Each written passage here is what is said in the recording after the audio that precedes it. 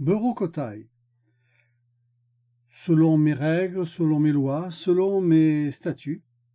Cette paracha va clôturer le livre du Lévitique, c'est le dernier chapitre, 26 et 27. Et dans le Zohar, nous sommes dans le tome 3, page 112, colonne A. Alors, dans cette paracha, on est toujours dans les descriptions du Lévitique, c'est-à-dire que Dieu va décrire à Moïse les bénédictions dont il va combler les enfants d'Israël s'ils obéissent à ses rocotes, c'est-à-dire à ses lois, à ses règles. Mais aussi, dans le cas contraire, aux malédictions. Mais toutefois, il le rassure qu'il ne reniera jamais son alliance, même dans ce cas, et qu'il les ramènera de toute façon sur leur terre. Alors, donc, sont exposées les règles, donc les statuts de consécration d'un bien dans le sanctuaire, la façon d'évaluer un bien ou une personne, la façon de rendre un bien consacré à un usage profane. Enfin, voilà, c'est comme ça que va se terminer le Lévitique. Mais le Zohar, lui, va s'intéresser à quelque chose d'un peu plus, on va dire, magique et divinatoire à travers cela, parce qu'il y a quelque chose du domaine du mimétisme et de la ressemblance dans ces statuts et ces lois. Alors je vais afficher la traduction et le texte, que voilà, Paracha Berokotai. Alors, si dans mes lois, alors c'est ici, Berokotai, hein, c'est ici, si dans mes brocotailles, dans mes lois, dans mes statuts, dans mes règles, on va voir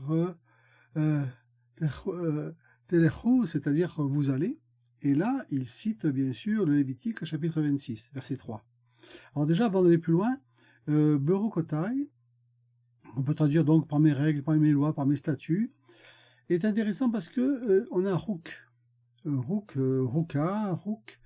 Il se trouve que Rika, Ret, Kof, et ça signifie imiter, se faire passer pour, mimer. C'est un terme d'imitation, c'est-à-dire en gros, imitez-moi. Il ne faut pas appliquer mes règles et mes statuts parce qu'ils sont écrits et le faire bêtement. Non, parce que je vous les donne parce que ils sont à mon image, ils me ressemblent, ils sont dans mes principes et dans mes lois, dans mes règles. Donc si vous voulez revenir à moi et marcher dans mes voies, eh bien il faut les suivre, mais quelque part en imitant mon exemple. Là on s'aperçoit que Hachem n'est pas un de ces personnages qui dit faites ce que je dis mais ne faites pas ce que je fais. Non. Mes paroles et mes actes doivent être en accord, et si je le dis, c'est que je le fais, donc vous pouvez me suivre et m'imiter. Et ça, c'est quelque chose d'important parce que dans la paracha précédente, on avait parlé du joug de l'en haut, du royaume céleste, du joug de l'en bas, du despote, du faux maître, du faux despote, et quelque part, le faux maître va dire imitez-moi, mais faites ce que je vous dis, ne faites pas ce que je fais, en gros. Alors que le maître, le modèle de l'en haut, lui, non, il faut que c'est une relation d'accord. Et du coup, le maître de l'en bas, n'étant pas connecté à l'énergie fabuleuse du chef universel qui tombe de l'émanation comme ça, il est obligé de tricher un peu, et il va imiter, va se faire passer pour. Donc, les règles et lois, il faut les suivre, mais par rapport à la cause et à l'exemple qui est donné par celui qui les donne, et pas se faire manipuler par ces lois et ces règles. Alors, la racine Redkoff, Rock, c'est un droit statutaire, c'est une règle, qui est Rock, par exemple, c'est par la loi, conformément à la loi. Et on va voir Rak, Redkoff, Rak, qui est le verbe graver. Rakak, on l'a dans le Sefer Yetzira, qui sont gravés. C'est graver la pierre, parce que poser la loi, c'est la graver dans le marbre, la graver dans la pierre. Mais ce qui est gravé en bas, il doit être à l'image de la lumière de l'en haut. Parce que c'est toujours cette relation, on va y revenir une fois de plus, c'est la règle du Zohar. Le geste de l'en bas, retentissement dans l'en haut, et vice-versa, et donc il y a ce reflux mutuel entre la puissance de la lumière qui rayonne de Bina vers les 7 séphirotes inférieures, et sa réception dans Malkout. Il faut que ce soit en accord et conforme. Et c'est ça, cette relation, ces règles, ces lois. Donc, il faut aller dans cette optique-là. C'est ce que nous dit ce verset. Et quelque part, il va même nous suggérer, bien nous suggérer qu'il faut imiter la cause et ne pas imiter l'imitateur. Parce que c'est souvent tout ce qui est en dessous de Tiferet a tendance à être manipulé par des despotes et des faux prophètes qui, eux, sont des imitateurs de l'imitation. Et il n'y a rien de pire. Hein. Si on parle d'imitation, il n'y a rien de pire que quelqu'un qui imite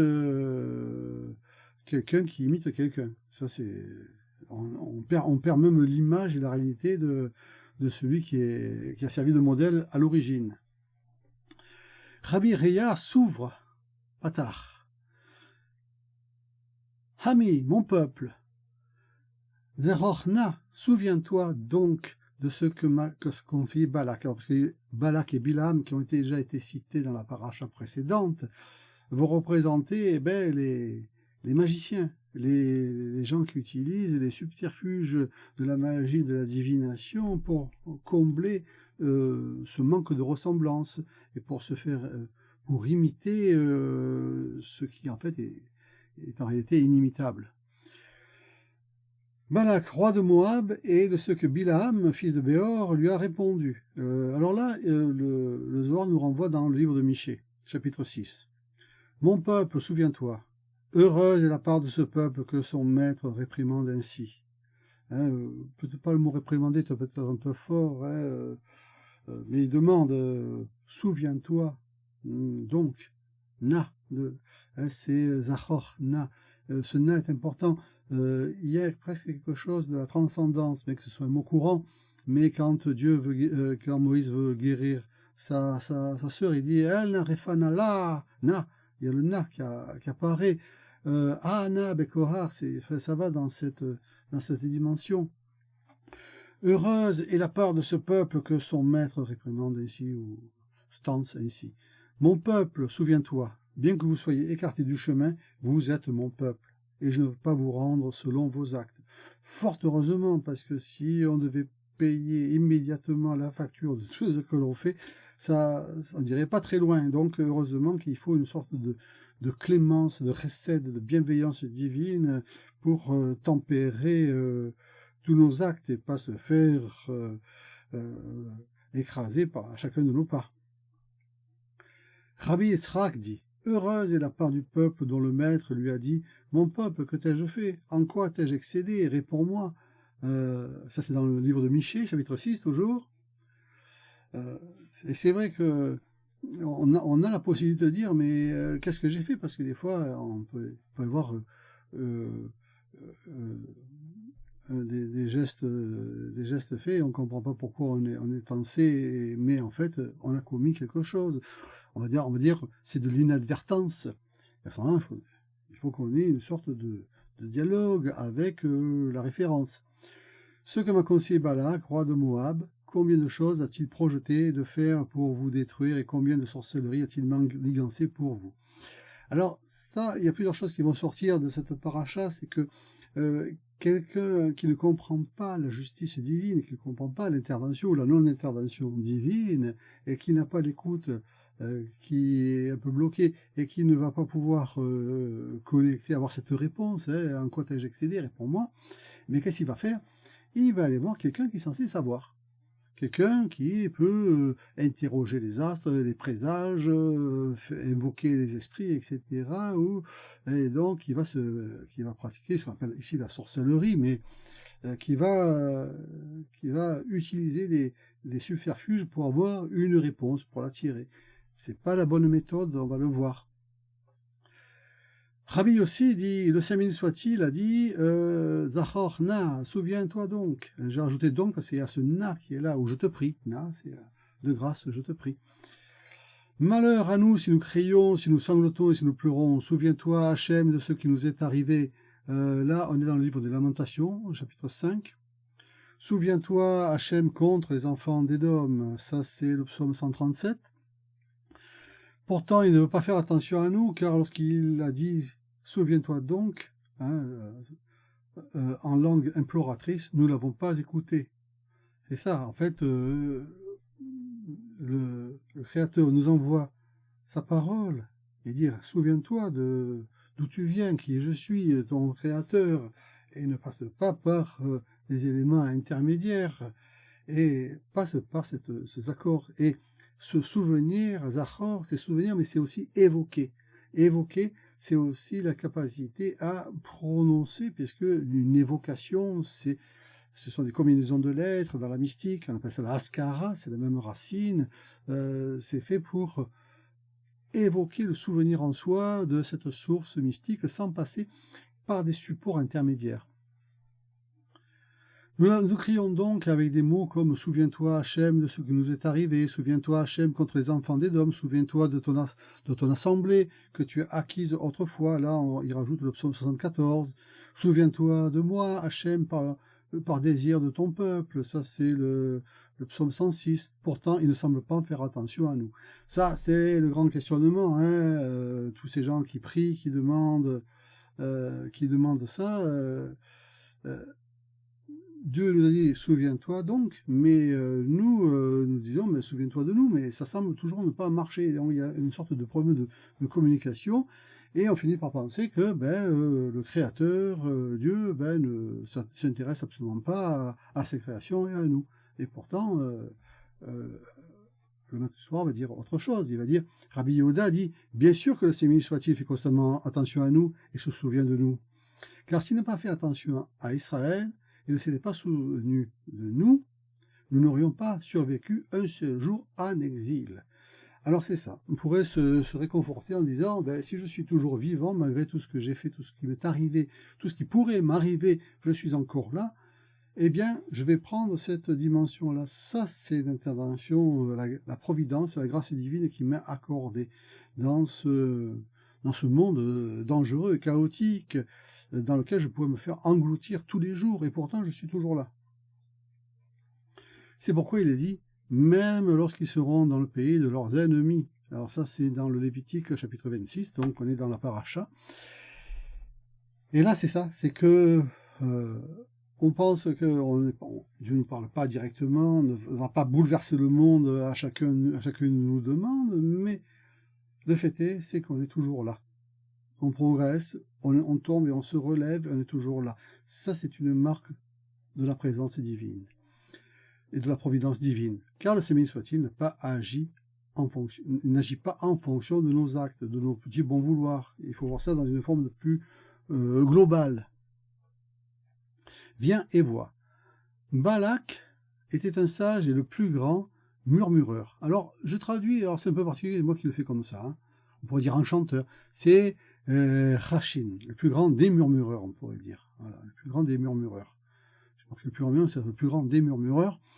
Rash, c'est murmurer, c'est marmonner, c'est murmurer. Et c'est le principe des enchanteurs, des magiciens qui marmonnent. On les appelle comme ça, les marmonneurs, les murmureurs. Ils marmonnent des incantations, des évocations, etc. Et lui, il a associé le mouvement des mains, des puissances par l'en bas, par l'action de ses mains. Plus encore que Bilam. Donc on a nos deux personnages, Balak et Bilam, qui vont personnifier la magie. J'ai appris que lorsqu'un humain souhaite quelque chose des œuvres de Sémini soit-il, il lui incombe de le susciter par un acte en bas, car c'est un acte d'en bas qui suscite un acte d'en haut. C'est la règle universelle du Zohar. Et c'est là qu'il va falloir avoir une émouna, une confiance, une foi, parce que si je fais l'acte simple qu'on me dit de faire, le plus simple possible d'ailleurs, de bien me comporter pour avoir une réponse d'en haut, et si elle ne vient pas, si la réponse d'en haut ne vient pas, eh bien, je vais essayer d'utiliser des subterfuges, chercher des compléments alimentaires ou des compléments magiques, peu importe, mais pour compenser ce que je pense être un manque. Mais je ne toucherai pas la cause. L'acte d'en bas doit être accompli dans la sainteté, et c'est ça qu'on nous demande. avoir une connexion dans notre demande et notre acte. Il ne suffit pas de faire un seul geste, il faut que ce geste soit connecté en haut par un souffle, par une roi à Kodesh, on va le voir, et pas de souillure, sinon on bascule, comme nous l'avons déjà expliqué. Là où il n'y a pas d'acte, il y a la parole, et il dépend de la parole de provoquer l'acte supérieur. Donc ça, c'est le fait de la prière, de l'évocation, de la askara. L'askara, c'est l'évocation, c'est évoquer, c'est se rappeler, mais c'est aussi dire, évoquer le monde de l'en haut en bas. On peut montrer le geste, mais il y a quelque chose de supérieur au geste, c'est la parole, dans ce cas-là. De même que la sainteté d'en haut doit être suscitée par l'acte et la parole, de même tous ceux qui sont du côté de la souillure, et c'est notre fameux Misahava,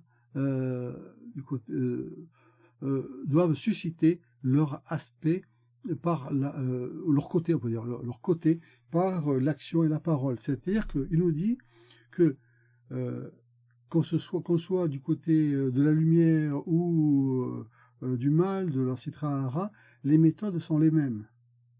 L'action par l'acte et la parole pour susciter un élément d'en haut, pour quelqu'un qui est soumis à la Sitra, au mauvais côté, eh bien, c'est la même méthode. On pourrait même dire à ce moment-là qu'il n'y a pas de magie blanche ni de magie grise, c'est juste l'intention qui va faire basculer d'un côté à l'autre et donner, soit on est basé sur le souffle saint, soit le souffle souillé, mais la méthode sera la même, voire l'invocation sera la même. Des fois on dit il faut inverser le symbole. Non, c'est le même symbole, peu importe, mais c'est l'intention que l'on met dessus. Bien que Bilaam fut le plus grand de tous les murmureurs, nos fameux Rarshin du monde, c'est quand même, on va dire, c'est le plus grand magicien du monde. Balak était un plus grand murmureur que lui. Alors, il était le plus grand du monde et l'autre il était encore plus fort que lui. C'est extraordinaire. Avec la magie, alors la magie, le terme c'est Kessem est ici, voilà. Kessem, je les ai surlignés après. C'est Kof Samer même, c'est la magie, c'est la sorcellerie, la magie, on peut traduire de différentes façons. Balak était le plus grand en sagesse. Alors j'ai mis sagesse, c'est Rachimin. Rachimin, c'est de la sagesse, dans les sagesses, mais c'est c'est des présages, la sagesse, c'est la sagesse d'en bas, c'est pas la sagesse Elion, c'est pas la sagesse de l'en haut, c'est pas la sagesse de la roi qui est portée par la roi Kodesh, c'est la sagesse, la connaissance des principes, des lois de la nature, des signes, des symboles, tout ça pour en tirer des évocations, des invocations magiques, et des formes de sorcellerie. C'est une autre dimension. Mais c'est en gros les mêmes principes, ça reste une sagesse. Alors on pourrait dire une science, c'est pas une science, dans un langage plus moderne, les Rachamim, ce sont des sciences de la nature, des sciences de l'occulte, des sciences occultes. Bilaam, lui, est en Narash, en divination. Alors j'ai mis la divination parce qu'on a le mot Narash qui apparaît ici. Et Narash, ça ne peut pas nous laisser indifférents parce que Narash, c'est le Narash du Jardin d'Éden, c'est le 10 serpent de la jeunesse qui va tenter Chava, qui va tenter Ève. Et c'est étonnant. Alors, on ne nous dit pas qu'il est le plus grand en serpent. Non, c'est pas un charmeur de serpent. Pourquoi pas? Je crois que c'est du charme aussi. Mais c'est de la divination. Pourquoi? Parce que le mot Nachash, avant de dire serpent, parce que souvent on traduit Nachash par serpent de nos jours, parce que on a dit qu'il s'est mis à ramper, après la chute, il s'est mis à ramper sur le ventre, etc. Il ressemble à un serpent. Mais Nachash, dans son premier sens, ça veut dire devin. Donc c'est celui qui fait de la divination. Et pourquoi on l'appelle le devin? Parce qu'il va lire sur des miroirs polis de cuivre, qu'on appelle nérochette. Et donc le Narash, c'est celui qui lit dans le cuivre, qui lit dans les miroirs de cuivre. Sauf que il ne voit pas la réalité, il voit des reflets qu'il va interpréter, et il va les deviner, il fait de la divination. Et la perversion que peut apporter le Narash à Ève, c'est tu contemples la lumière vraie du soleil et de la lumière, mais tu peux pourquoi faire aussi simple alors qu'on peut faire très compliqué et passer par un miroir qui s'altère, qui rouille, qui se souille, qui va s'oxyder. Et ce miroir, c'est du faux or. Parce que si je le brique bien, ça ressemble à de l'or, qui lui ne s'altère pas. Mais rapidement, il finira par s'oxyder, faire des trous, il sera malade. Et donc, le Nahash, c'est celui qui va deviner dans les ombres de lumière et il va amener Ève dans cette direction. On ne contemple plus directement, passe par l'intermédiaire. Et c'est ça, donc, va lire, ne contemple pas l'arbre de la connaissance dans son ensemble, contemple des nuances, des parties, des choses, devine ce qu'il y a derrière, ne prend pas dans sa globalité. Et voilà, tout ça, il y a tellement de choses qu'on pourrait dire à ce moment-là de ce Nahash, et donc le Nahash est l'inventeur de la divination. Alors on pourrait peut-être penser qu'à ce moment-là, ce fameux serpent est allé voir Ève et lui a dit, je vais te tirer les cartes ou je vais lire dans une boule de cristal. Magie et divination, alors là on les a écrits, en jaune c'est Kesem Venahash, donc c'est magie ou sorcellerie et divination sont deux degrés différents. La magie est soutenue par les actes, c'est pour ça qu'il y a des manipulations, les mains, on fait des gestes, on manipule comme ça. Donc le Kesem, tandis que le Nahash, la divination, ne dépend pas d'action, mais alors là, je traduis par trans, mais c'est moi parce que j'ai pas trouvé de sens absolu là-dessus. C'est un terme assez typique du Zohar. On le trouve assez souvent dans le Zohar. C'est Istakluta. Istakluta, c'est écrit ici. Istakluta, c'est Istakel, c'est le fait de voir de façon de façon un peu embrouillée. C'est une vision un peu embrouillée, et dans une vision un peu embrouillée, on va deviner les choses. C'est un peu ce qui se passe lorsque on va faire de boules de cristal, ou que l'on même va prendre des symboles pour faire de la divination. Il y a la réalité de la chose, sa forme physique extérieure, mais on va vouloir découvrir un message, une connexion. Alors on va essayer de deviner, rentrer comme dans une forme divine, là-dedans, on va avoir une sorte d'image floue qu'on va ensuite interpréter. Mais le mot Istakluta, pour moi, il y a quelque chose de supérieur, c'est de la transe. Parce que celui qui fait de la divination, on l'a chez les chamans par exemple, il faut qu'il plonge entièrement dans sa vision confuse comme ça, etc. Et à ce moment-là, il est entièrement dedans, et là, alors, il se laisse aller, il est dans une forme c'est pas de l'extase, l'extase c'est autre chose, la cabale statique, tout ça c'est autre chose, il n'y a pas de transe dedans. La transe c'est ça, il y a une rupture pour rentrer au sein même de nos visions confuses et en sortir quelque chose.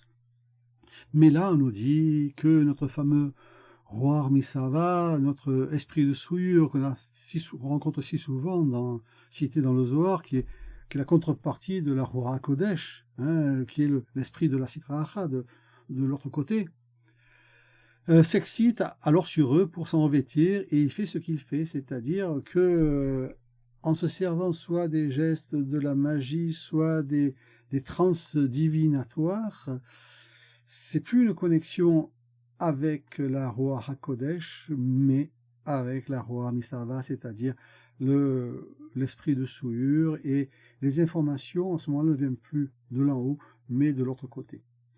Et c'est plus pareil, c'est plus la même direction du tout, c'est plus la même vie. Il n'en est pas ainsi pour les saints d'Israël, car ils sont tous saints et toutes leurs actions sont faites pour attirer sur eux une Roi Kodesh, un esprit saint. Comme il est écrit, jusqu'à ce que l'esprit soit répandu sur nous d'en haut. Là, on cite Isaïe, chapitre 32, verset 15, parce que Isaïe, lui, il savait de quoi il parlait. Quand il y avait cette notion de connexion, lui, il savait que ça passait par la Roi Kodesh, un point, c'est tout. Et pas se laisser leurrer par les faits et les phénomènes de l'imaginaire et des fantasmes, voire des trans.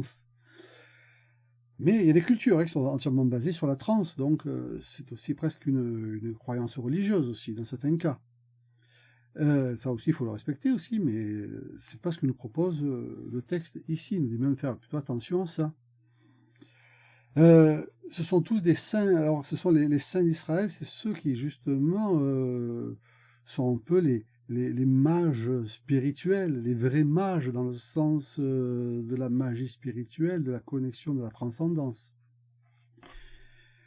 Il est donc écrit, certes, il n'y a pas de divination en Jacob, ni de magie en Israël. Ça, c'est un verset qui est très souvent commenté par les rabbins lorsqu'on parle de divination ou de magie. Hein. C'est dans le livre des Nombres, chapitre 23, verset 23. C'est facile à se rappeler. Il n'y a pas, on nous dit, qui lo naraj be Yaakov, donc il n'y a pas de naraj dans Jacob, c'est-à-dire il n'y a pas de divination dans Tiferet. On peut pas. On peut faire de la divination peut-être en bas, mais pas dans Tiferet, qui est personnifié par Yaakov.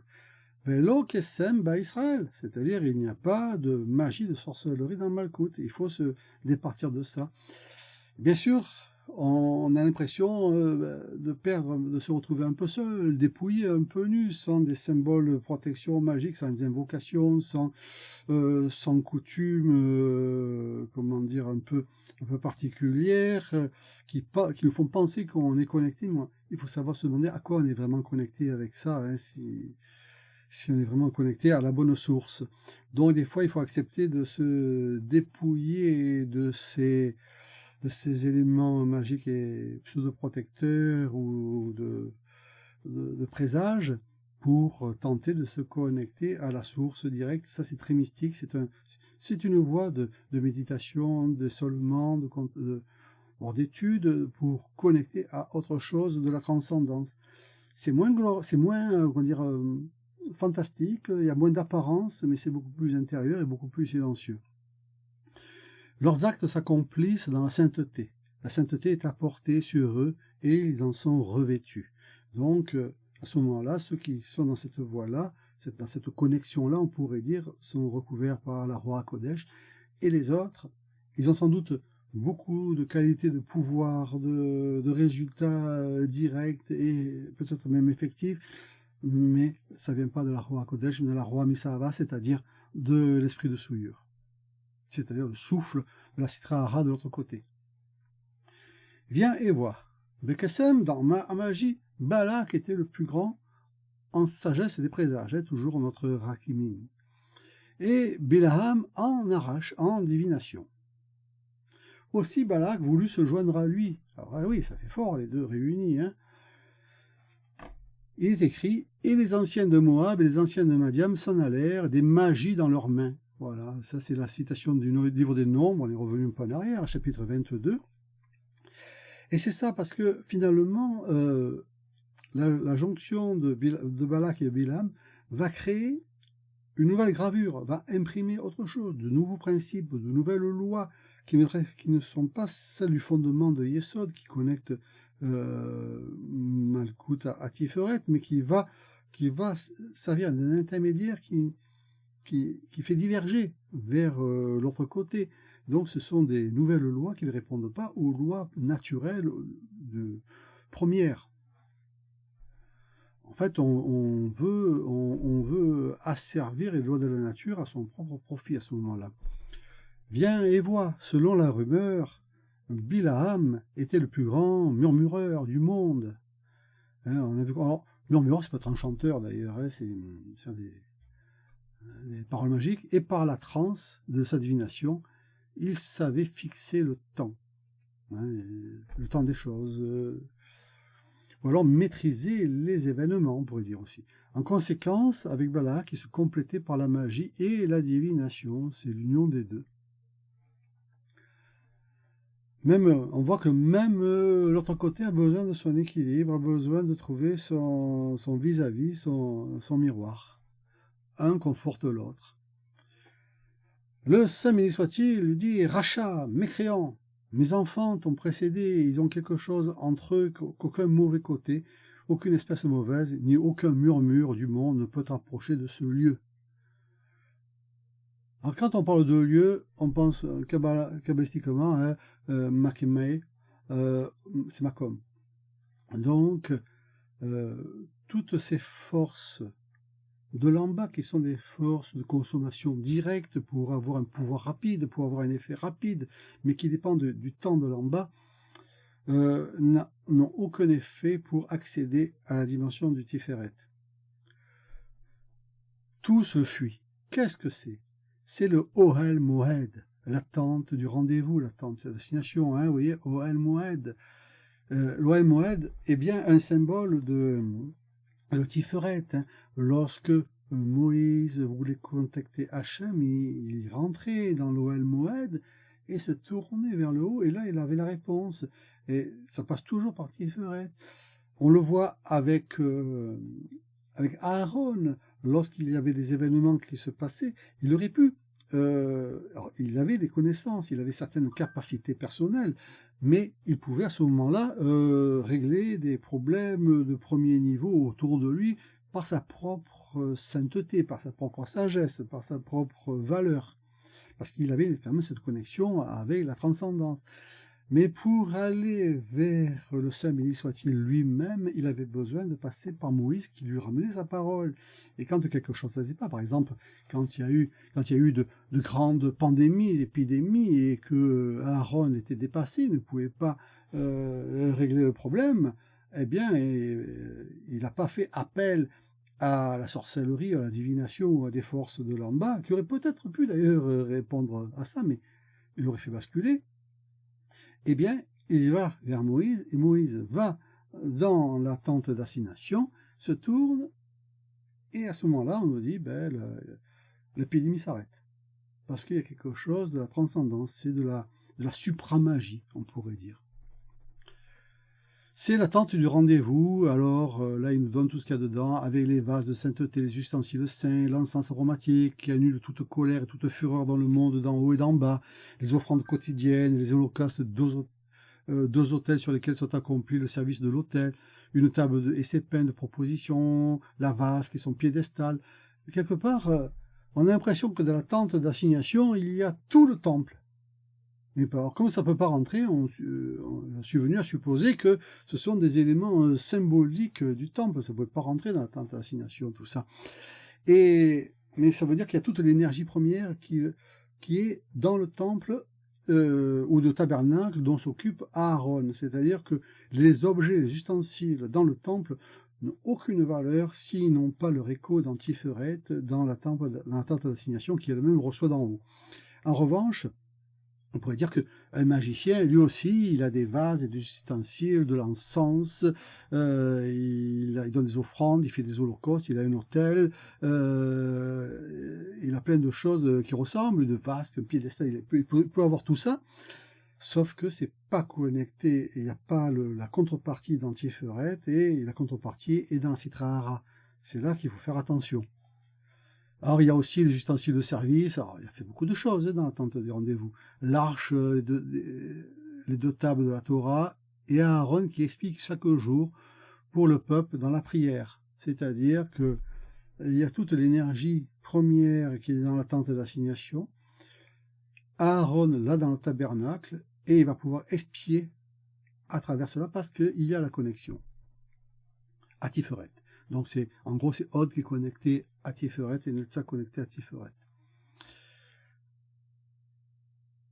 Quand ce mécréant vit cela, il dit, certes, il n'y a pas de divination à Jacob, il n'y a pas de magie en Israël. Pourquoi? Parce que Hachem, son Elohim, son Dieu, est avec lui et le roi résonne en lui. Alors là, il y a le côté schéma, entend, écoute, raisonner. Alors le terme raisonner, c'est la teroat meler. C'est le son du chauffard, c'est le son, la puissance, la sonnerie du chauffard. Le terme chauffard n'est pas utilisé, mais ça veut dire que avec les apparences, si la chose est connectée véritablement, il n'y a pas besoin de tous les subterfuges, de faire des évocations, des pactes ou autre chose, non. La résonance, elle est là, elle passe par la Shekhinah, bien sûr, dans Malchut, et à ce moment-là, la connexion est faite naturellement. Et le souffle saint passe. C'est pourquoi on revient à « Mon peuple, souviens-toi », on revient à Michée, chapitre 6, verset 5. « Prie pour te souvenir du temps où Balak et Bilam se sont unis pour te détruire. » Parce que c'est ça. cette union magique va, disperser l'Assemblée à Knesset Israël, va disperser le peuple, et c'est une cause d'exil, de Géoula, de dispersion. Et la Knesset n'est plus Knesset, l'Assemblée n'est plus Assemblée. Donc Malkout est totalement perturbée. Elle a besoin de se retrouver, de refaire sa connexion, son maillage, offrir une Merkava, faire une sorte de minyan pour que la Shekhinah puisse s'appuyer et permettre l'élévation.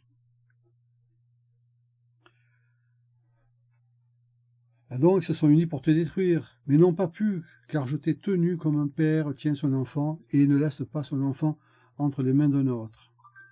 De Shittim à Gilgal, il y a de Shittim à Gilgal. Alors là, on cite toujours le livre de Michée.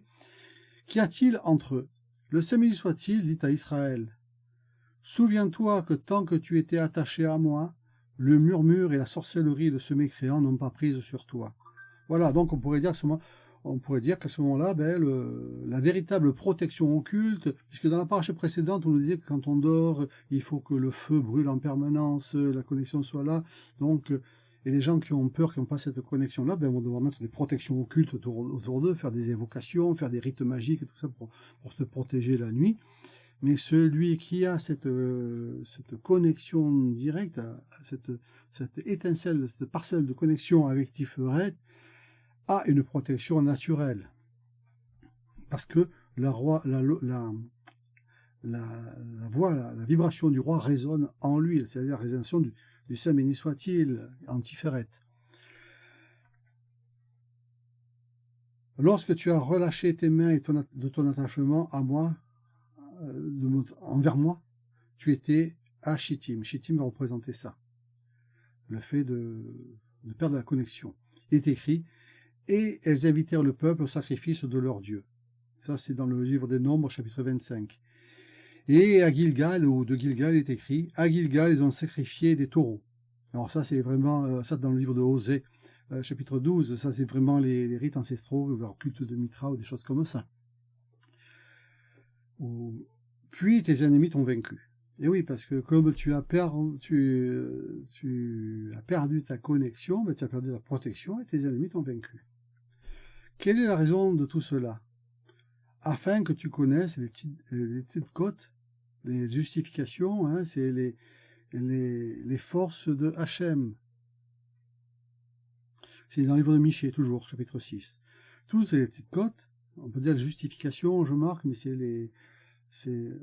pourrait même être des tzedaka, c'est les charités, c'est-à-dire les actes de Yesod, les actes de juste que j'ai fait pour toi lorsque tu étais attaché en moi. C'est-à-dire, en gros, c'est tous les justes que j'ai envoyés à toi. Mais la tzedaka, c'est la Sephira Yesod, je l'ai dit dans la paracha précédente, qui est une sorte de chat d'aiguille qui permet à le souffle, à l'énergie de Tiferet de venir bénir Malkout. Et par cette bénédiction, on peut repasser à travers. Et on voit que c'est pas une tzedaka qui nous est donnée, c'est tzedaka permanente, c'est-à-dire tzidkot, c'est-à-dire sans arrêt. Si on n'a pas bien reçu, si on était un peu sourd à la parole, à voir le signe véritable qui nous est envoyé, eh bien, il nous a dit: je ne vous abandonne pas. Vous avez loupé, mais ça ne fait rien, je renvoie quand même. C'est pour ça que la tzedaka est au pluriel ici. Je n'ai laissé rien au monde avoir du pouvoir sur toi, et la colère d'en haut et d'en bas, et les vilines n'ont pas pu s'approcher de toi. Ça veut dire que si on a été dominé par la servitude, si on laisse notre âme se faire dominer par un despote, par une force matérielle supérieure, ou de l'autre côté, c'est parce que c'est notre propre responsabilité, parce qu'il nous dit: je n'ai rien laissé au monde avoir de pouvoir sur toi. Et on pourrait dire, alors je pense que je pourrais me traduire ni la colère d'en haut et ni d'en bas, et les vilini n'ont pas pu s'approcher de toi, ou ne pourraient s'approcher de toi. Mais il faut cette connexion. Il leur dit: passez cette nuit ici, et je vous rapporterai une parole comme Hachem m'aura parlé. Ça, c'est dans le livre des Nombres, chapitre 22. Hein, c'est ça, en fait. C'est laissez-moi la nuit pour aller connecter la transcendance, vous apporter une réponse. Mais la nuit, c'est là qu'il faut être plutôt sain de corps et d'esprit pour être en accord avec les rocotes, c'est-à-dire avec les préceptes, les statuts, etc. Pour avoir la bonne parole, entendre la bonne chose, bonne parole. Si je ne suis pas dans cette gravure, dans l'imitation du Saint béni soit-il, on pourrait dire, eh bien à ce moment-là, je vais entendre autre chose et je vais ramener autre chose. Viens et vois. Lorsque le soleil se couche, que toutes les portes sont closes, que la nuit tombe et qu'il fait sombre, de nombreuses légions sont déchaînées et errent dans le monde avec plusieurs assistants au-dessus d'elles pour les guider. Dans la page précédente, il nous dit dans les rues circulent les ânes, les ânesses et des chiens. Le plus grand de tous, c'est du côté gauche. Alors ça, c'est du côté de la Sitra Hara. Il visite le plus mécréant des murmureurs, qui marmonnent s'ils murmurent la nuit. Hein. Lorsqu'il est en domination, assisté de la nuit, la sorcellerie, qu'il est en domination assistée de la nuit, la sorcellerie, alors comment pas bien traduit, là, lorsqu'il est en domination et assisté de la nuit, avec la sorcellerie, on pourrait dire, voilà, il fait la sorcellerie la nuit, on comprend, et il vient se placer auprès de lui et lui fait connaître ce qu'il veut. Donc en fait, il peut y avoir effectivement de grands magiciens qui ont l'oreille, on pourrait dire, de l'autre côté de la Sitra Hara. En correspondance à cela, Elohim vint vers Laban. Hein, c'est dans la Genèse 31, qui était avec lui. Et Elohim vint vers Abimelech. Ça, c'est dans Genèse 20. C'est du pareil au même. Ils étaient tous appelés par les mêmes murmures, plus fréquemment la nuit que le jour. C'est intéressant parce qu'on pourrait dire à ce moment-là que les évocations, les murmures du saint et du mécréant sont les mêmes.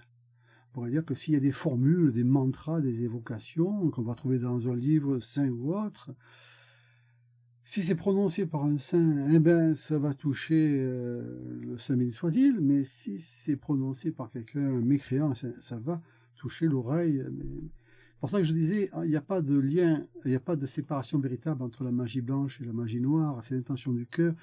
Les symboles, les évocations, tout est pareil, les gestes sont les mêmes, voire on dirait même les ustensiles sont les mêmes, sauf qu'ils ne sont pas connectés même aux sources. Ils étaient tous appelés par les murmures plus fréquemment la nuit que le jour. Ceci a déjà été expliqué. Abimelech avait beaucoup de murmureurs et de présageurs.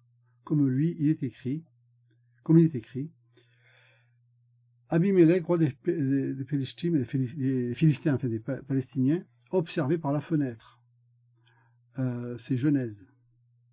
Il est dit par la fenêtre et ailleurs, par la fenêtre, elle observait, elle s'égosillait la mère de Sisera. Ça, c'est dans le livre des Juges, chapitre 5. Il a déjà expliqué que Laban était tout comme Bilam. Donc, Laban va éprouver Jacob, il va même le faire souffrir à un moment donné, mais là, il a l'air de dire qu'il ne s'appuie pas sur les bonnes techniques. En relation avec eux tous, il est donc écrit Elohim, et Elohim vint vers Bilam la nuit. Nombre 22. Et Elohim vint vers Laban l'araméen. Elohim vint vers Abimelech. Il venait à leur lieu et non vers eux. Et non eux vers son lieu. Alors là, il met une nuance. C'est-à-dire que celui qui fait la doit aller vers. On est dans Malkout, on doit aller vers Tiferet, voire au-dessus. Donc on doit aller vers le Saint béni soit-il. Mais si on dit, on convoque en gros Dieu, on lui viens ici, il vient vers toi, on inverse le processus. Et donc on n'est pas dans la même situation. Donc on n'évoque pas, mais on convoque, on pourrait dire. On peut observer qu'il est écrit Elohim. Alors là, c'est intéressant parce que ça va répondre un peu à une question qui pouvait se poser dans la paracha précédente sur le maître qui conduit vers l'Elohim, qu'on peut comprendre vers les Elohim, parce que il y a toujours cette problématique de Elohim qui peut être un pluriel. Alors quand il est conjugué au singulier, c'est bien celui de Bereshit bara Elohim, au commencement il créa, donc il est tout seul dans le premier chapitre, c'est clair, il parle tout seul, il voit tout seul, mais le mot Elohim peut servir aussi à Elim. Alors des fois on dit Elim, c'est plus simple, mais c'est Elohim marche aussi, et c'est pour représenter les dieux et des formes idolâtres, et c'est ce qu'il nous dit. Le nom est clamé par tous.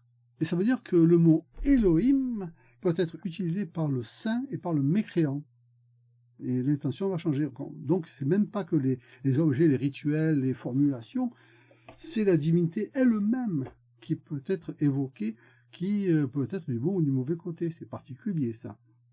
Le nom est clamé par tous, le même. Même les idolâtres invoquent Elohim, à savoir Elohim Arechim, Elohim autres, les autres dieux. C'est l'ensemble des autres dieux, et c'est donc ainsi qu'il les appelle. Ce mécréant a marmonné des murmures pour le convoquer.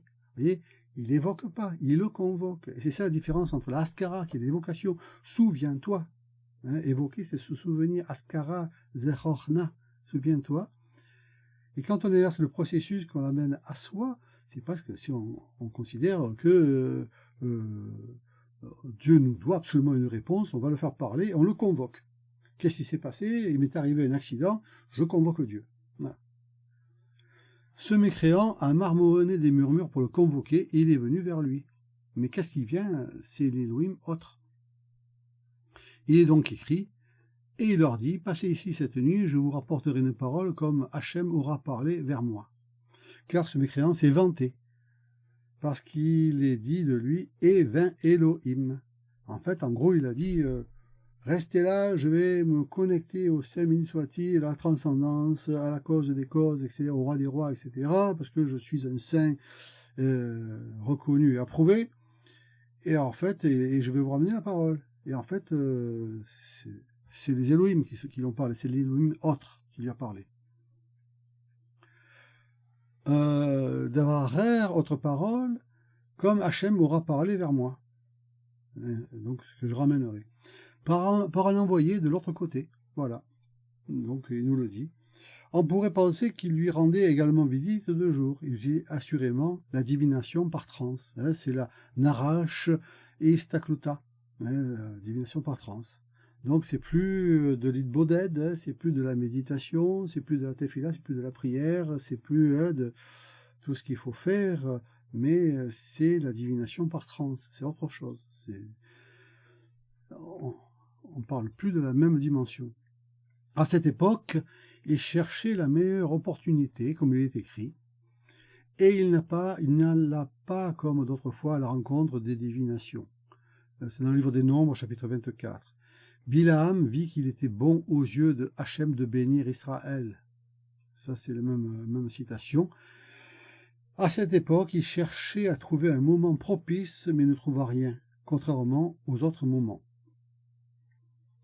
Et oui, quand il y a cette dimension pour influer sur quelqu'un, enfin sur un peuple, si la personne est bien connectée, si elle est dans son être, sa mission d'être, sa relation, elle est comme une forteresse imprenable, et on ne trouve pas de bon moment pour l'attaquer, pour influer.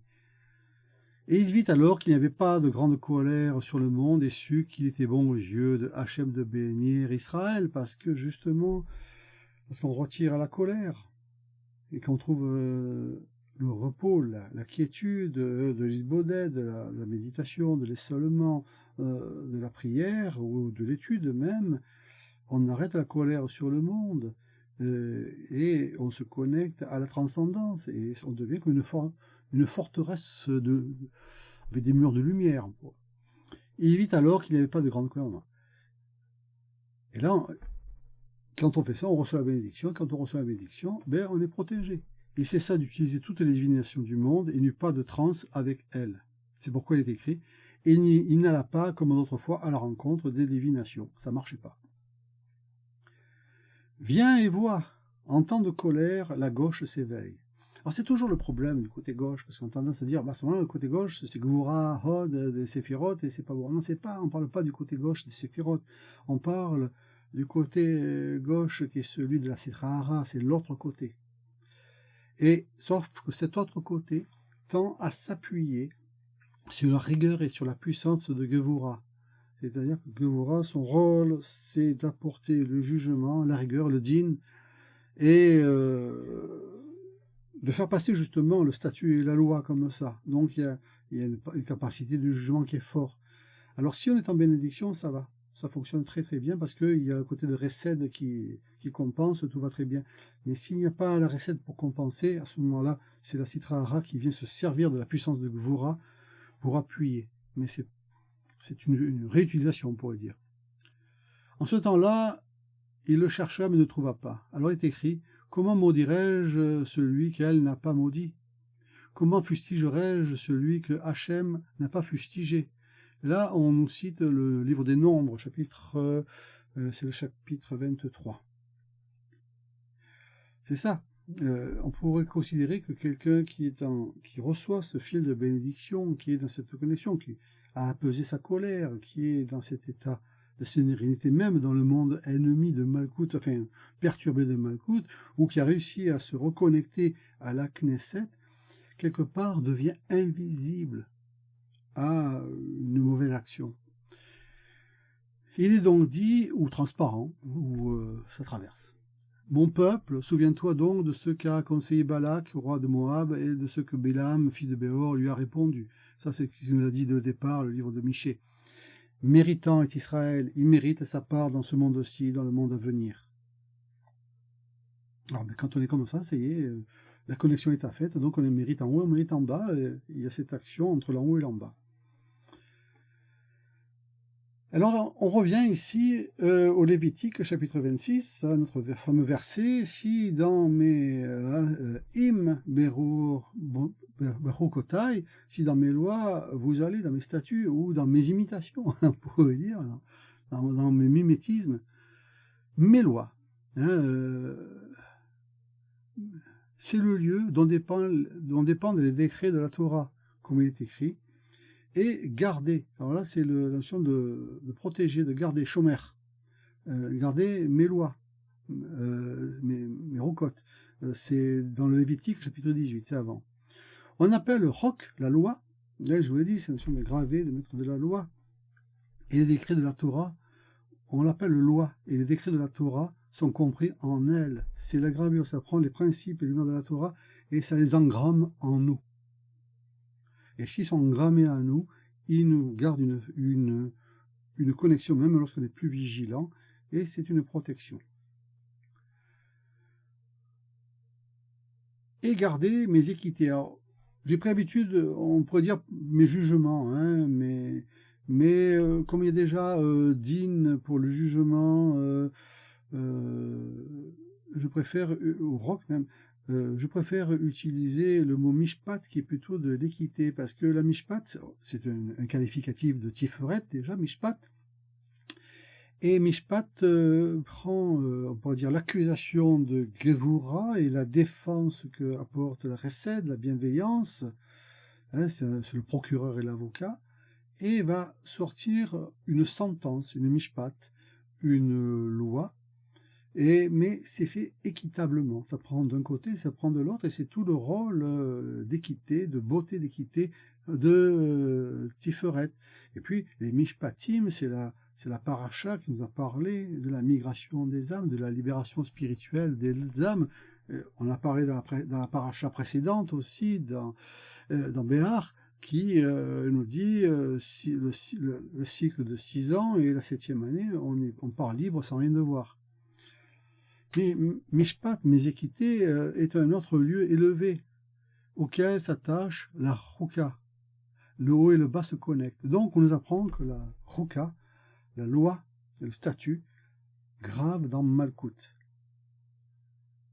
Et que les équités sont dans Tiferet. Donc c'est toujours finalement cette relation entre Tiferet et Malkout, entre le Sémini soit-il et sa Shechina, le bien-aimé et la fiancée, qui vont se connecter l'un à l'autre par ces principes-là. ainsi que tous les préceptes de la Torah, les décrets de la Torah, les sanctifications de la Torah, puisqu'ils sont la Torah écrite, qui sont la Torah orale. Donc on va nous parler à ce moment-là des deux dimensions, du haut et du bas, Torah écrite, Torah orale. Par conséquent, Baruchotai, mes lois sont, selon mes lois, sont tous les décrets, jugements, punitions et commandements qui se rapportent à l'endroit appelé Torah orale, Ruka. Ruka, donc c'est la loi dans Malkout. Et garder mes équités dans le lieu appelé Torah écrite, comme il est écrit, Mishpat, équité de l'Éloé, du Dieu de Jacob. Chapitre 81. Jacob est personnifie la Séphira Tiferet, et Mishpat aussi. Donc c'est ça, c'est cette allusion qu'il y a là dans ce verset, équité du Dieu de Jacob. C'est ici. On parle de Tiferet. Alors, qu'est-ce qu'on apprend? Eh bien, on apprend que la Torah orale est en Malkout, parce que c'est la Knesset qui se parle de l'une à l'autre, qui transmet la parole, et la Torah écrite, gravée, est dans Tiferet, c'est-à-dire qu'en fait, les statuts qui vont être gravés en bas sont en fait véritablement imprégnés en haut, dans Tiferet, dans ce cas-là. Et puis, alors c'est une chose, souvent on a tendance à dire, voilà, Torah orale, c'est ésotérique, parce que ça se transmet sous le secret de l'initiation de bouche à bouche, etc. Et la Torah écrite, c'est celle qui est diffusée. Et bien en fait, c'est le contraire. La Torah écrite, c'est celle qui contient tous les mystères, tous les secrets, qui peut être lue selon 70 niveaux différents, qui, par des subtils jeux de mots, peut révéler et engrammer de grands mystères, de grands secrets. Donc l'ésotérisme, elle est dans la Séphira, dans la Torah écrite. Ensuite, la Torah orale va se contenter à plusieurs niveaux, soit de lire simplement ce qui est écrit sans se poser de questions, c'est le pshat, hein, c'est le sens littéral, ou alors on va tenter de sortir une allusion, ça c'est le remèze, ou une interprétation, le drash, pour aller jusqu'à l'herméneutique, le secret, le sod. Donc, et ça passera, c'est un commentaire qui se fait en bas, pour essayer de trouver le secret qui est gravé en haut. Et c'est pas les imprégnations qu'il y a en bas que je vais pouvoir parler de ce qu'il y a en haut. Et il faudra que je mette tout ça en accord. Elles sont attachées les unes aux autres et tout est un, totalité du Saint-Nom. Ça forme le Saint-Nom, le nom de Dieu. Celui qui transgresse les paroles de la Torah est comme s'il rendait défectueux le Saint-Nom, puisque loi et équité, Ruka et Mishpat, sont le nom du Saint béni soit-il. Parce qu'il ne peut être complet que si Tiferet et Malkout sont en union, sont en Dvekut. Et on va dire que le nom de Dieu sort par le baiser mystique. Puisque, par conséquent, si dans mes lois vous allez, ou si selon mes lois vous allez, c'est toujours notre Lévitique, c'est la Torah orale. Donc on nous parle de Malkout. Et garder mes équités, c'est la Torah écrite, ça c'est Tiferet, c'est la totalité du Saint-Nom. Et fais-les, alors accomplis-les, fais-les, astemotam, fais-les. Que signifie et fais-les? Accomplis-les, pratique-les, pour dire aussi. Il est déjà dit allez et gardez. Allez, ça c'est pour et ou garder. Pourquoi et fais-les? Celui qui observe les préceptes de la Torah et marche dans ses sentiers est comme s'il le faisait en haut. Il y a toujours cette idée, il ne faut vraiment pas en sortir du Zohar, c'est tout ce que je vais réussir dans l'en bas, un retentissement dans l'en haut. Lorsque je fais un pas en bas, le même pas est accompli en haut. Le Saint béni soit-il dit, comme s'il m'avait fait. Ceci a été expliqué. Par conséquent, en fait c'est ça, c'est une imitation. L'imitation, c'est je fais ce que fait l'autre comme si moi-même je l'avais fait. Alors soyez saints comme moi-même je le suis. Je suis saint comme toi-même tu l'es. Non, et c'est toujours cette relation. Ceci a été expliqué. Par conséquent, fais-les. Pratiquez-les. En effet, il est dit fais-les, car en étant réveillés par vous, ils se rejoignent afin que. Alors, je ne sais pas si j'ai mis vous, mais je sais pas, oui, c'est le peuple en fait, par l'assemblée. Ils se joignent afin que le Saint-Nom prévale correctement. En effet, vous les faites. On voit le fait, c'est l'assemblée, c'est les enfants d'Israël, c'est le peuple en Malkout. En correspondance avec cela, Rabbi Shimon a dit « Et David se fit un nom ». Ça, c'est très intéressant ce passage parce que c'est « Va yassa David Shem ». Alors, bien sûr, on pourrait dire « Il se fait une grande renommée par ses actes, par sa bravoure ». Ça, c'est du Malkout. Mais aussi, en se faisant un nom en bas, on se fait un nom en haut. Et quelque part, notre travail spirituel, notre travail mystique consiste à ce qu'on ait un nom spirituel. Trouver notre véritable nom. Le nom, c'est Shem en hébreu. Et Shem, c'est l'identité. Mais ça donne aussi Sham, là-bas, en direction. Ça donne l'objectif, la mission d'être, la mission de vie. Et j'ai un nom de départ de ma quête, mais où me conduit ma quête va me donner mon véritable nom spirituel, mon saint nom, on pourrait dire. Mon Baal Shem Tov, pour devenir un maître du nom, un Shem Tov, un bon nom. Et ce bon nom, c'est par mes actes que je vais le faire, donc on pourrait dire que je fais moi-même mon nom. Et je serai appelé du nom de mes actes, la façon dont je suis. David a-t-il fait cela pour lui-même? Puisque David a marché dans les voies de la Torah et a observé les commandements de la Torah, et qu'il a bien dirigé le royaume, c'est ainsi qu'il s'est fait le nom en haut. Un nom en haut. Donc c'est ça, par ses actes bien. Aucun roi du monde ne l'a mérité autant que David, qui avait l'habitude de se lever à minuit. Alors donc c'est un kabbaliste. Et il va se lever au chant du coq, lorsque le coq est frappé sous l'aile et qu'il crie, et de louer le Saint béni soit-il, jusqu'à ce que le Saint nom surgisse de son trône au lever du jour. Voilà, donc il y a cet acte spirituel, cette quête toujours tournée vers le trône, vers le Kisei Kavod, vers la dimension du trône de gloire, de joie, en Tiferet, qui va nous ouvrir ensuite les dimensions suprêmes. Donc il faut que j'ai un nom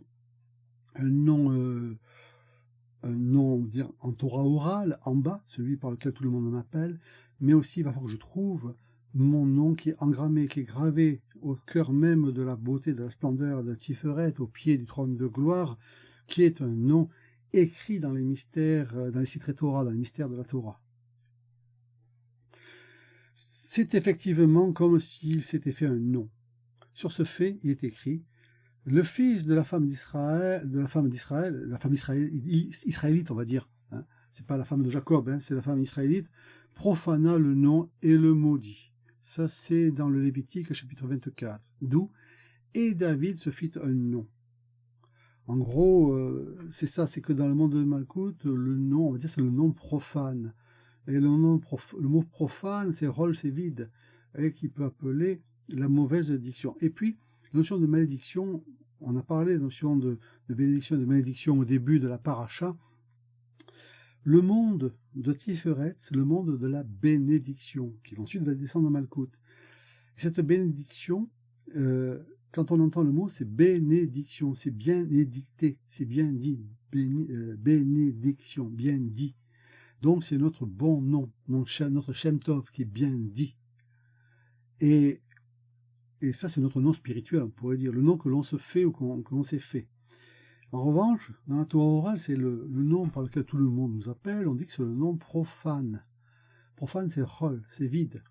Il n'a pas la spiritualité. Et c'est le nom par lequel on peut nous maudire, dans le sens malédiction. On nous dit mal. On est malédicté, on nous dit mal. Et lorsqu'on me nomme uniquement de mon nom de Malkout, uniquement de mon nom de l'en bas, sans parler de ma connexion de l'en haut, c'est une façon de me maudire, de me maldire. Il est donc dit, et fais-les. Fais tes noms.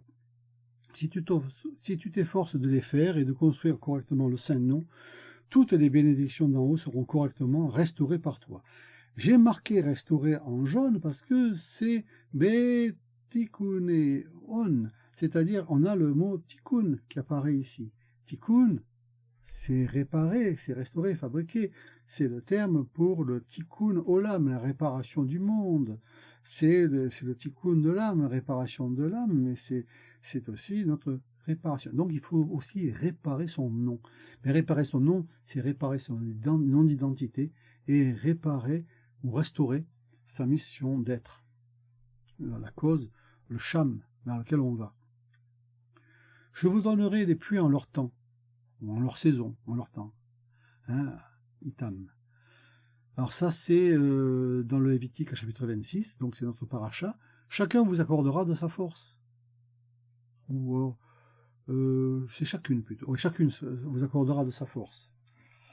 Alors les pluies, c'est ce qui va tomber des séphirotes supérieures dans Malkout. Que sont-elles? C'est la correction que tu as faite. C'est le tikkun, hein, tikkuna, la correction, le tikkun que tu as fait. Ainsi, tu as reçu l'énergie en chaque temps, en chaque séphirote supérieur, et tu fais rayonner la beauté de ton nom, ton Shem Tov, ton bon nom. Ça pourrait même suggérer que nous avons un nom particulier, c'est ça, fêlé peut-être, c'est pour ça que c'est au pluriel, on a un nom particulier dans chaque séphira. C'est-à-dire une identité, une mission d'être reliée à chaque séphira. Il était également écrit, et ils garderont la voie de Hachem pour faire la tzedaka, la charité, et quitter Mishpat. Ça, on l'a vu. Tzedaka, c'est Yesod, qui réunit toutes les forces d'en haut, comme un entonnoir ou le chat d'une aiguille, ça dépend. Et l'équité, Mishpat, c'est Tiferet. Donc c'est cette relation entre Tiferet et Yesod. S'il est écrit, et ils garderont la voie de Hachem, pourquoi faire charité et tzedaka et mishpat? Celui qui garde les voies de la Torah, c'est comme s'il faisait la tzedaka et équité. Donc c'est ça. On est dans l'axe, on pourrait dire. On suit les voies de la Torah, on est dans les différents niveaux d'éveil et cette relation de oral et de écrit. On suit les empreintes. On imite les voies de la Torah. C'est comme s'il faisait la tzedaka, c'est-à-dire faire descendre la lumière dans le monde et aussi accéder à l'équité et à l'équilibre et à son bon nom. Qu'est-ce que tzedaka et mishpat? Le Saint-Béni soit-il. Le Saint-Béni soit-il.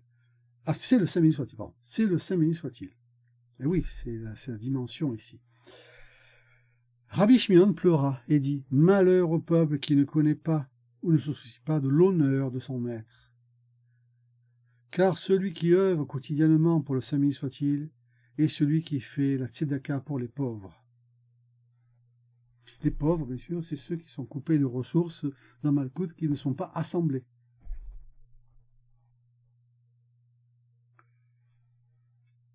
Viens et vois. Cela a été expliqué ainsi. Le pauvre est attaché au jugement. Il dépend du jugement, on pourrait dire. Alors, c'est soit le jugement de l'en haut par la Gevura directe et équilibrée, parce qu'il y a cette connexion avec les autres séphirotes, soit le jugement est détourné et il frappe par la dimension de la Sitra Hara de l'autre côté. Et tout ce qu'il mange passe par le jugement, il dépend de ça, qui est le lieu appelé Tzedek. Donc la véritable justice, c'est Tzedek, c'est Yesod. Le jugement ne doit pas passer par la Sitra Hara, il doit passer par Tzedek. Mais Tzedek dépend de cet équilibre, de cette équité qui est au-dessus de lui, qui reçoit le souffle du Samin soit-il, et de Tiferet qui lui-même reçoit de l'en haut. Il y a vraiment cette progression. Et là, on a le bon jugement. Comme il est écrit, une prière, tefila du pauvre car il défaille. Ou pour le pauvre car il défaille. C'est le psaume 102. Cette tefila, cette prière, est le tefilin de la main. Je faisais le jeu avec le chat de l'aiguille, le kouf, la koufa en araméen, parce qu'il y a cette parabole de Jésus qui parle du royaume des cieux et du chat de l'aiguille, le chameau, tout ça, mais dans le Talmud, c'est un pile, c'est un éléphant qui passe. Et pile, ça ressemble à notre fil d'ailleurs, qui passe dans le chat de l'aiguille, va être en relation vraiment avec le mot tefila, tefilin. Il y a vraiment cette notion. En gros, faire une prière, c'est faire passer un fil dans le chat d'une aiguille. c'était une bénédiction, un souffle, un shefa dans chaque aiguille, et la faire connecter de façon la plus ténue, la plus subtile, la plus simple, Tiferet et Malkout par l'intermédiaire de Yesod. Et le Tefillin de la main va marquer cela. Cela a déjà été expliqué, maintes fois d'ailleurs dans le Zohar. Celui qui fait la tzedaka aux pauvres rend le Saint soit-il en haut dans sa complétude. Donc il accomplit le Saint soit-il. Car la tzedaka est l'arbre de vie. Alors on aurait tendance à penser que l'arbre de vie c'est quelque chose de lointain, une idée, un archétype lointain. Mais non, en fait, on peut devenir un arbre de vie soi-même, sans parler de l'arbre de vie originel, mais celui qui va faire la tzedaka devient un arbre de vie pour le pauvre. Et la tzedaka donne et octroie à tzedek. Ça passe par la Séphira Yesod, tzedek. Lorsqu'elles donnent à tzedek, elles sont connectées l'une à l'autre, tzedek et tzedaka, et ça forme le tzadik, simplement. Donc un tzadik est un arbre de vie.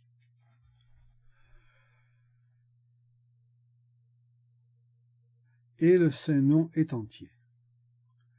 Celui qui provoque un éveil en bas est comme s'il rendait complet, on va dire, c'est pas complété, on va dire, on va garder ça, on va compléter, c'est comme s'il complétait, un instant, j'en profite, comme s'il complétait, voilà. Alors le mot complet, c'est de salam, c'est de la paix aussi, c'est de la complétude, c'est de la paix, c'est de la perfection, mais la complétude dépend de la paix. Donc c'est la paix entre l'en haut et l'en bas, entre Tiferet et Malkout, entre toutes les oppositions, et c'est aussi le rôle du tzaddik, du juste, qui va exprimer cette paix, cette complétude. Donc il exprime le Saint-Nom, il exprime l'arbre de vie. Ce passage nous dit beaucoup de choses. De la même manière, un acte d'éveil en bas s'éveille simultanément en haut. Le Zohar nous l'a dit tant de fois qu'on devrait vraiment l'engrammer. C'est très important pour les auteurs du Zohar ou pour l'auteur du Zohar de nous dire cela, parce qu'il faut que ce soit un réflexe, même la nuit, lorsqu'on rêve, il faut qu'on pense à cette relation entre l'en haut et l'en bas. C'est pourquoi, et peut-être c'est ça la véritable gravure pour le Zohar, la véritable loi, le roc, c'est un acte d'éveil en bas s'éveille simultanément en haut. C'est pourquoi il est écrit « Heureux les gardiens de Mishpat de l'équité et faiseurs de tzedaka en tout temps ». C'est psaume 106. C'est un beau psaume pour ça, parce que justement, il nous donne heureux, ceux qui vont, les gardiens, les chômeurs de l'équité, Mishpat, et les Hosé tzedaka, ceux qui font les faiseurs de tzedaka. Et dans le fait de faire, il y a cette dimension presque malkoutienne de l'action. Faiseur de tzedaka fait référence au Saint soit-il, que l'on a fait en quelque sorte. C'est quelque part quelque chose d'important, cette formulation, parce que on a été fait par le Créateur, et le Créateur attend qu'on l'imite et qu'on le fasse. Et ça va compléter le miroir, de l'en haut et de l'en bas. Il manque un S. Viens et vois. Nous avons appris où se trouve le pauvre homme. Quelle en est la raison? C'est que le pauvre n'a rien en propre, si ce n'est ce qu'on lui donne. La lune, elle aussi, n'a pas de lumière propre, si ce n'est celle que lui donne le soleil. Alors la lune est généralement représentée par Yesod et le soleil par Tiferet. Donc on a à nouveau cette relation, et le tzedek donne la tzedaka aux pauvres, et va maintenir le monde comme ceci. Eh bien, là aussi une erreur. Viens et vois. Pourquoi le pauvre est-il considéré comme un mort, Met? Parce que cela est dû à ce lieu, puisqu'il est dans un lieu de mort. Parce qu'il n'a pas sa propre lumière. C'est un peu Malkout. Malkout, dans sa dimension de chute, elle est un miroir non réfléchissant. Et elle est quelque part un état de mort. On pense que tout est mort dedans. Mais il y a la présence divine, ça on ne le sait pas, mais ça semble être un monde de mort. Il ne renvoie pas la lumière. Donc on dit que c'est un lieu de mort. On l'appelle le Met. même tav. Celui qui a pitié de lui et lui donne la tzedaka est arbre de vie sur lequel il peut se reposer. Donc c'est bien ça, devenir juste, c'est permettre à la bénédiction de passer et donner plus que de la monnaie, de la tzedaka, c'est donner de la lumière et ressusciter ce monde qui semble mort. Et ainsi, la tzedaka, c'est comme de la rosée. C'est la rosée céleste qui vient ressusciter les morts. Ainsi, celui qui fait ça devient un arbre de vie. C'est pas un messie, c'est un arbre de vie. C'est déjà pas mal. Hein, comme il est écrit, mais la tzedaka délivre de la mort. Proverbe 10. Tout est dit dans ce proverbe. Ainsi, ce que l'humain fait en bas correspond à ce qu'il fait en haut. Qu'il fait en haut. Méritante est la part de celui qui est digne de se faire un nom saint en haut. Donc il faut œuvrer pour se faire son nom. Mais c'est un mimétisme, il y a vraiment cette relation miroitante à garder. C'est pourquoi la tzedaka surpasse tout. Alors, ces propos concernent la tzedaka elle-même, car la tzedaka s'éveille par le tzedek en s'imbriquant, de sorte que tout kol se transforme en un seul nom proprement dit. Alors, il y a plusieurs choses. Donc, la tzedaka s'éveille par le tzedek, par la justice. La justice, c'est de l'équité, c'est de l'équilibre, c'est l'expression de l'équité de l'en haut. Donc, il faut trouver l'équilibre entre les séphirotes supérieures pour trouver une sorte de sérénité dans cet équilibre-là. C'est ça le tzedek, devenir tzadik. Et à ce moment-là, on devient le passage. On est sage, mais on n'est pas sage. C'est-à-dire que la lumière va passer comme dans le chat d'une aiguille, mais ça va donner la vie, nourrir le pauvre. Et en s'imbriquant de la sorte, tzedek, tzedaka, on devient kol. Kol, tout, est aussi un des qualificatifs, un kinui, un épithète pour la séphira Yesod, kol, qui va d'ailleurs éclairer Kala. La fiancée Kol, Kala, il y a une relation, on ne va pas revenir là-dessus. Ainsi, ce kol, quand on devient un tout, eh bien, notre saint nom va apparaître, va se révéler. Car tzedek, justice, ne peut se rectifier ou se perfectionner si ce n'est avec tzedaka. Comme il est écrit, avec tzedaka, tu t'affermiras. C'est Isaïe qui dit ça, chapitre 54, verset 14. Ceci s'adresse à l'assemblée d'Israël, à Knesset Israël, c'est pourquoi il est dit, et faites-les. Faites vos noms, imitez, faites ce rouk, cet engrammement, cette gravure de l'en haut, et imitez-la pour que cet en haut nous ressemble, en pensant même qu'on l'a fait. Ou pratiquez-les, on pourrait dire pratiquez-les. Voilà, on va s'arrêter là-dessus, c'est une belle clôture, en attendant cette fois la prochaine paracha qui nous fait passer dans un autre livre.